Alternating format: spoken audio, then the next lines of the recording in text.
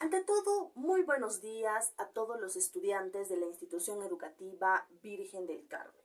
Este es nuestro segundo encuentro, nuestra segunda sesión de aprendizaje. Yo soy la profesora Yasmín y conmigo seguiremos aprendiendo el área de comunicación que corresponde a razonamiento verbal y competencia lingüística. Dos áreas muy importantes e indispensables para un futuro ingreso a la universidad que desees. Bien, vamos a seguir aprendiendo en esta segunda sesión lo que hemos dejado pendiente, que son las relaciones semánticas. En la última sesión hemos visto y analizado unas cuantas relaciones semánticas.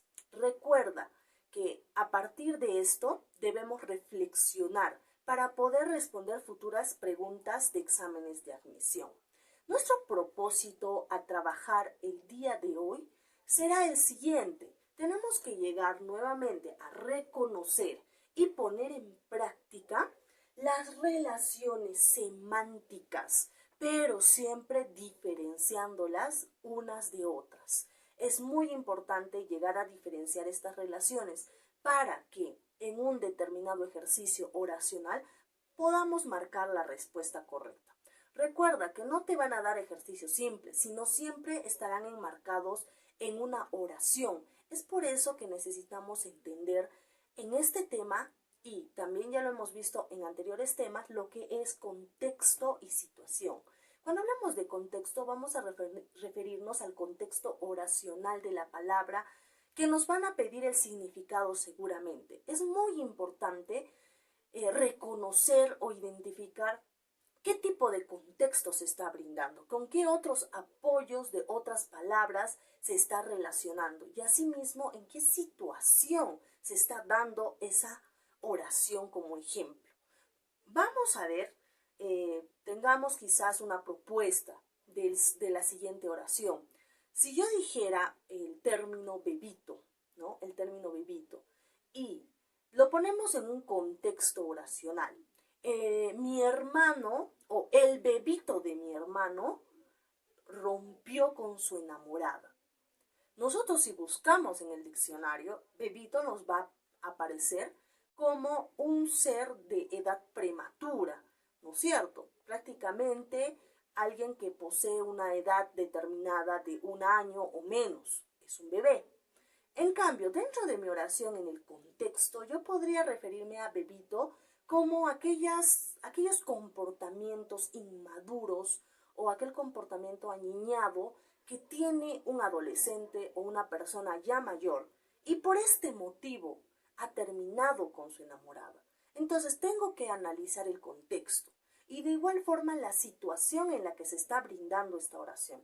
¿En qué situación? En una situación que el emisor que está mencionando, que en este caso sería la hermana, porque dice el bebito de mi hermano terminó con su enamorada. Tendría que analizar en qué situación lo dijo, quizás en una situación de comparación con el hermano menor, en una comparación de esos sentimientos aniñados. Entonces me pondré en los zapatos de tanto el emisor, de la persona que está hablando y del contexto oracional. Es importante ponerse siempre en consideración a estos dos elementos para entender así mejor la semántica y las relaciones, porque justamente están enfocados en un campo oracional. Muy bien, nuestro título de hoy será la monosemia y la polisemia. Trabajaremos estas dos relaciones semánticas. Cualquiera pensaría que estas dos relaciones semánticas son muy sencillas, muy fáciles, prácticamente son las básicas dentro de las relaciones semánticas, pero no es así. Hay una confusión o ambigüedad con una relación semántica que ya hemos trabajado y es muy importante diferenciarlo, porque ha sido preguntas de exámenes de admisión y justamente al no saber diferenciar entre estas relaciones hemos caído en el error de marcar respuestas incorrectas. Muy bien, para esto vamos a recordar un poquito lo que es homonimia y trabajar la polisemia y la monosemia, ¿no? La monosemia, listo, la monosemia. Muy bien, la monosemia. Pero antes vamos a nuevamente estudiar el vocabulario del día. Recuerda, por favor, favor recuerda que tienes que estar en constante práctica con las palabras que se aprenden en cada sesión de aprendizaje, valga la redundancia, porque es indispensable para tu conocimiento y tu riqueza léxica que debes tener como futuro profesional y futuro universitario. El día de hoy vamos a aprender solo 5 palabras. Este será nuestro tercer vocabulario. Recuerda también que debes marcar o escribir este vocabulario en tu cuaderno y luego buscar 2 acepciones, 2 significados o 2 sinónimos adicionales que sería necesario que aprendas para tu riqueza léxica. Bien, vamos a comenzar con la primera palabra, que es averno.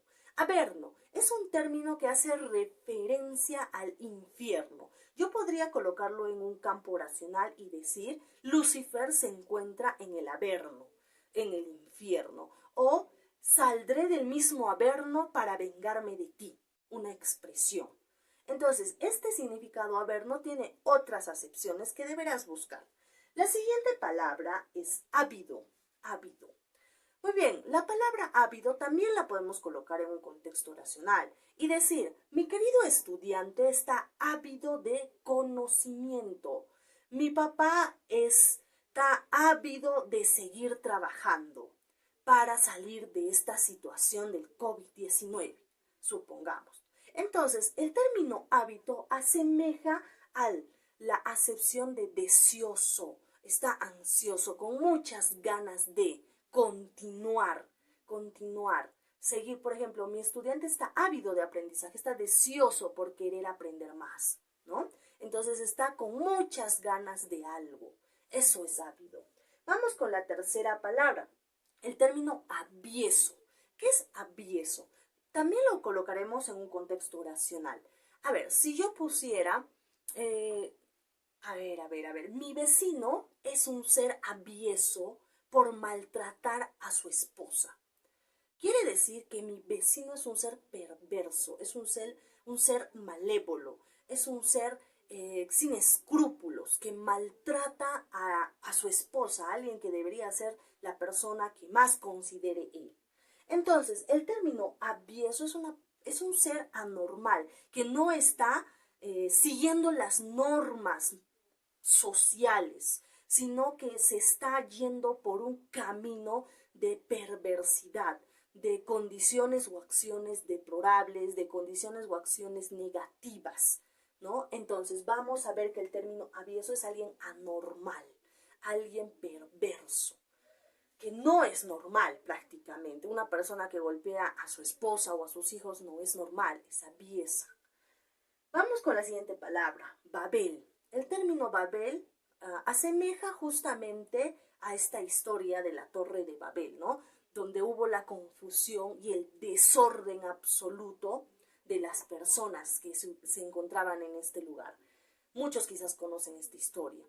Bien, entonces Babel va a asemejar a la acepción de desorden. Si yo digo en mi salón de aprendizaje o de clase anteriormente, ¿no? Se hacía mucho desorden, supongamos. Y yo digo, este salón es muy Babel, es muy desordenado.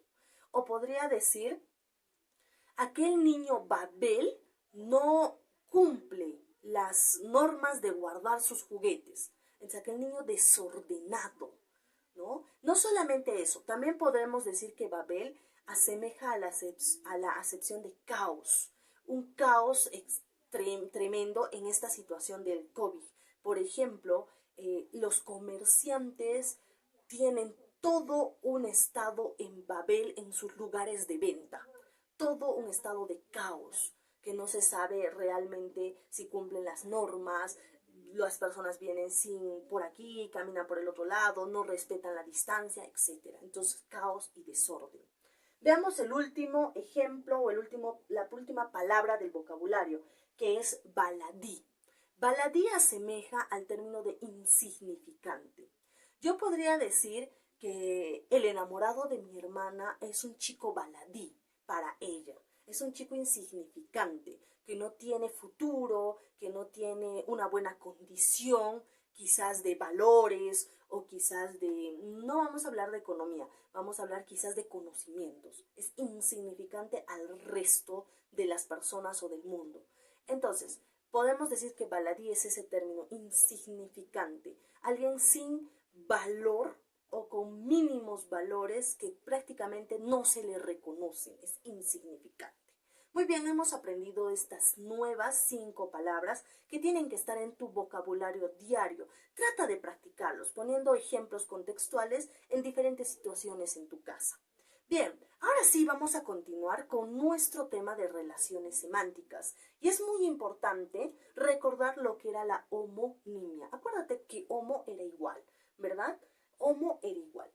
Entonces vamos a tratar de ver que las palabras son iguales o casi iguales. Se dividían en 2 tipos la homonimia.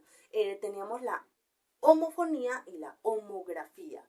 Aquí vamos a hacer un paréntesis. ¿Para qué? Para recordarles que tiene otro nombre o otra sección estas 2 palabras que también han entrado en exámenes de admisión.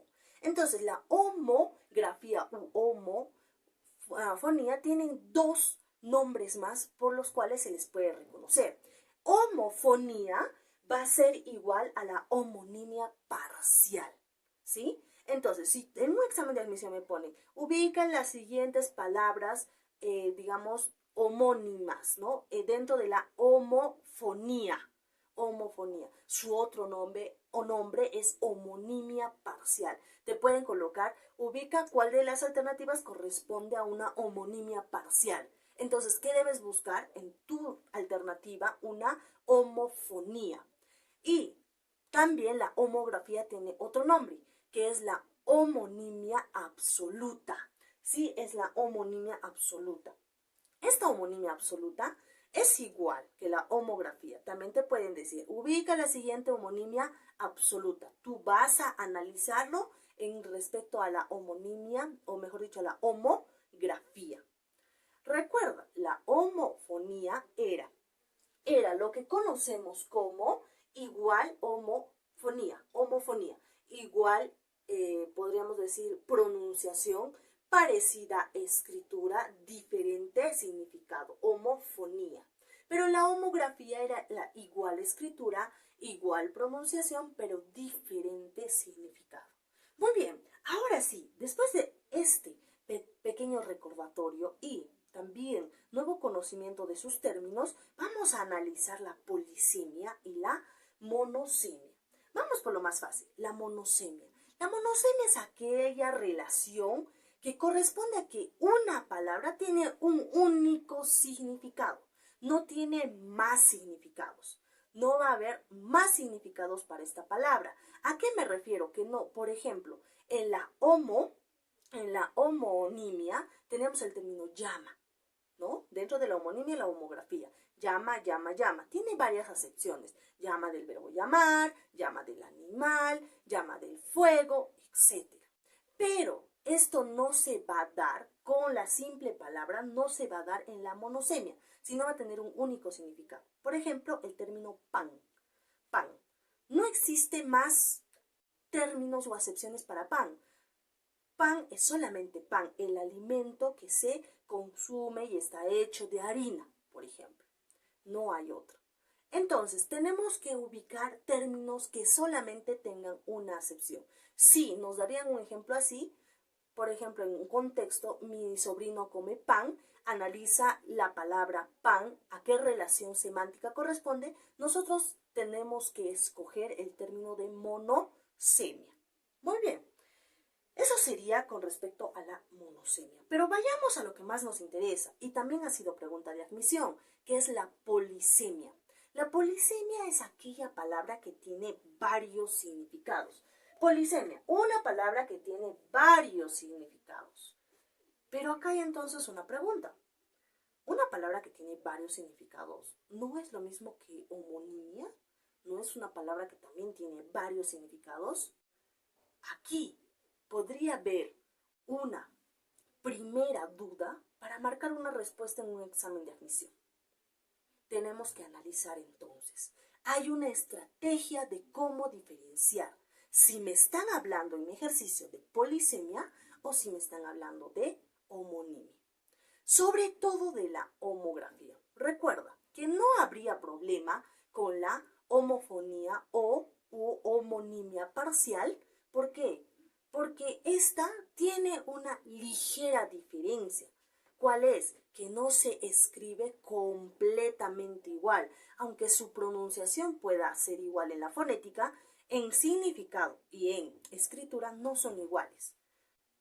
Bien, como por ejemplo el término ojear y ojear. Si hablamos en la escritura del término ojear con H, nos daremos cuenta que se refiere a pasar las hojas, pero el término ojear sin H se referirá a echarle un ojo o a mirar algo. Entonces sí hay una ligera diferencia, pero en el caso de la homografía no hay, porque dice se escribe igual, se pronuncia igual y tiene diferentes significados. Y la polisemia también se escribe igual, se pronuncia igual y tiene diferentes significados. Entonces, ¿cómo podría marcar una alternativa en este caso? ¿Cómo podría tener una respuesta? Pues muy fácil. Aquí tenemos 3 ejemplos. Tenemos la palabra armar, la palabra bajo y la palabra bolsa, ¿sí? El término armar tiene 2 acepciones, por ende podría ser polisemia y también podría ser homografía. Armar significa el término de armas, que hay hartas armas en un lugar o una persona tiene armas. En cambio, la otra acepción significa la construcción. Armar, construir algo. Entonces tiene 2 acepciones diferentes. Por ende, hasta el momento es polisemia y homografía. Hasta el momento. Vamos al siguiente. Bajo. Bajo viene del término bajo de quizás instrumento musical que puede tocar una persona, ¿no? Un instrumento musical. Y la otra acepción de bajo es un adjetivo quizás de tamaño, que una persona es muy bajita, bajo de tamaño. Nuevamente, en este ejemplo puede ser homografía o también puede ser polisemia. Veamos el siguiente ejemplo. Bolsa. Bolsa. Una acepción de bolsa sería este objeto que sirve para guardar algún material o llevar algún material que puede ser de plástico o de tela. Y la otra acepción de bolsa vendría a ser aquel lado financiero, como la bolsa de valores en el estado de finanzas, el dinero o una empresa financiera. Entonces está referido y tiene 2 acepciones diferentes. También este ejemplo vendría a ser homografía y polisemia. ¿Cómo lo diferencio? Muy fácil. Para esto necesito que recuerdes algo. Necesito que recuerdes las categorías gramaticales. Acuérdate, existen varias categorías gramaticales que mencionamos en el anterior video dentro de signo lingüístico. Teníamos las categorías gramaticales del sustantivo, el adjetivo, el verbo, el pronombre. Teníamos los conectores como conjunciones y preposiciones, los artículos y entre algunos otros. Bien, vamos a necesitar entonces las 3 principales categorías gramaticales con valor absoluto de significado. Por eso era importante el tema de signo lingüístico. Entonces, ¿cuáles sí o sí tenían significado, pero no tenían necesariamente significante? O tenían un significante, pero no necesariamente tenían un significado. ¿Cuáles eran esas? Eran 4, pero de las cuales me interesan 3. El sustantivo, el adjetivo, el verbo y el adverbio. A mí me interesan 3. El sustantivo, el adjetivo y el verbo. Tema de competencia lingüística que lo vamos a desarrollar más adelante. Son muy importantes. Vamos a ver por qué. Dice, hay una forma de diferenciar la polisemia de la homografía y será si pertenecen a una categoría gramatical. Bien, dice entonces, si una palabra posee la misma categoría gramatical, será una polisemia. Pero si una palabra posee diferentes categorías gramaticales, será una homografía. Muy fácil, solo necesito identificar y recordar las categorías gramaticales. Vayamos al siguiente ejemplo, así, sin escribir en la pizarra. El término llama tiene 3 acepciones. Hemos mencionado llama del animal, llama de fuego y llama del verbo llamar. Te pregunto, vamos la primera acepción, llama del animal. ¿Qué categoría gramatical tiene? ¿Sustantivo, verbo o adjetivo? ¿Lo pensaste? Claro que sí. Llama de animal tiene la categoría de sustantivo común. Es un sustantivo. Vayamos entonces al término llama de fuego. Llama de fuego. De que mi casa está llena de llamas de fuego. ¿Qué categoría gramatical tiene? ¿Sustantivo, verbo o adjetivo? Bien, también tiene la categoría gramatical de sustantivo. Vamos a la tercera acepción. Llama de llamar. ¿Te diste cuenta? ¿Qué categoría gramatical tiene? Exacto, del verbo llamar. Entonces, podemos decir lo siguiente. Del término llama, las dos primeras acepciones, que es del animal y de la llama del fuego, son sustantivos. Entonces, estas dos palabras, que son sustantivas al mismo tiempo, pertenecerán a la polisemia. Pero, a diferencia, estas dos palabras con la tercera, que era del verbo llamar, ya no es un sustantivo, ahora es un verbo. Entonces, si yo relaciono estas palabras, ya no tienen la misma categoría gramatical. Por ende, ¿qué cosa será? Exacto, será una homografía o también llamada homonimia absoluta. ¿Ves de qué sencillo es? Hay otras técnicas y formas, pero que necesitan un mayor grado de conocimiento, sobre todo en las etimologías griegas y latinas, para identificar raíces. Esta nos complicaría mucho más por el momento aprender. Así que tenemos que darle un poquito de interés a lo que son categorías gramaticales para diferenciar. Veamos el siguiente ejemplo en un contexto oracional. Te pide, mi tío toca bien el bajo. Mi tío toca bien el bajo. ¿A qué asemeja? A que mi tío es un cantante o un artista y toca bien este instrumento que es el bajo. ¿Y qué cosa es bajo? Es un instrumento. Por ende, ¿qué categoría gramatical tendrá? ¿Sustantivo, verbo o adjetivo? Muy bien, sustantivo. Veamos el siguiente ejemplo. Mi hermano es más bajo que sus compañeros. Mi hermano es más bajo que sus compañeros. Bien, entonces el término bajo, porque se está refiriendo al tamaño, ¿qué categoría tendrá? Exacto, tiene una categoría de adjetivo, calificativo, de pequeño bajo. Quiere decir que estas dos oraciones en contraposición vendrían a ser homógrafas entre sí. Y estos dos términos en las oraciones, que es bajo, bajo, tienen diferentes categorías. Por ende, si me dijeran en la pregunta, de las siguientes oraciones, la palabra bajo, ¿qué tipo de relación semántica pertenece? Tú tendrías que buscar la opción de homografía. Y si te aparece polisemia en las alternativas, esa no es la respuesta. Y si no aparece el término homografía, pero te aparece el término homonimia, ¿tendrás que marcar eso? Pues sí, porque recuerda que dentro de la homonimia se encuentra la homografía y la homofonía. Quiere decir que la homonimia contiene a los dos. Y si yo en mis alternativas no tuviera la palabra homografía, tendría que marcar aquel que lo contiene, que es la homonimia. Creo que me entendiste. Es un tema muy sencillo, muy fácil que tenemos que practicar. Veamos el último ejemplo. Tenemos, Juan toma un rico vino. Juan toma un rico vino. Y la otra es, compraré un vino para Navidad. Te pregunto, el término analizar es vino. Los dos, ¿qué categoría gramatical representan? A ver si lo analizas. Bien, la primera será, a ver, se ha comprado un rico vino, un vino, un sustantivo. Y luego dice que también va a comprar un vino para Navidad. También es un sustantivo. Por ende, si en los dos campos oracionales la palabra vino tiene relación de la misma categoría gramatical, porque los dos son sustantivos, por ende, ¿qué alternativa tendría que marcar? Exacto, la polisemia.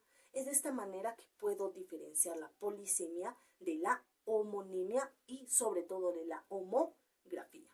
Muy bien, ahora tenemos la ficha de trabajo que será enviada y tenemos que responder y marcar las alternativas correctas después de toda esta explicación que espero te haya servido. Nos vemos a la próxima.